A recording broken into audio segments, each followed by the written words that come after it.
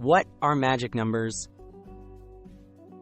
Magic numbers are hard-coded numeric values that appear in your code without explanation.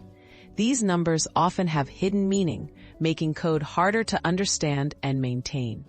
If a number's purpose isn't clear at a glance, developers may struggle to update or debug the code later. Understanding magic numbers is the first step toward writing clearer, more maintainable software. Why are magic numbers harmful? Using magic numbers can lead to confusing code. If a value suddenly changes, you might need to hunt through your program to find every instance of that number. This increases the risk of mistakes and bugs. Magic numbers also make your code less readable to others, since the meaning behind each value is not immediately obvious. Replacing magic numbers with constants. One simple way to eliminate magic numbers is by using named constants. Assign the value to a clearly named variable, such as max users equals 10. Then use this variable throughout your code.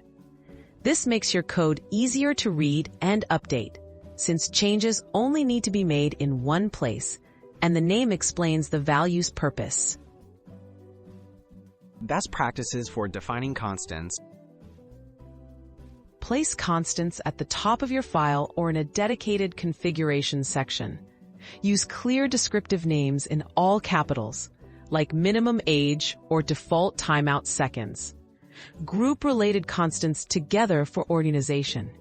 In object-oriented languages, consider keeping constants within relevant classes or modules to prevent accidental changes and improve clarity.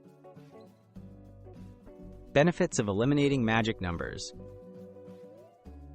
Eliminating magic numbers leads to cleaner, more understandable code. It simplifies future updates, makes bugs easier to find, and improves collaboration.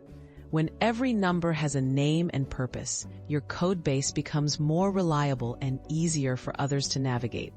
Adopting this practice is a small change that makes a big difference in software quality.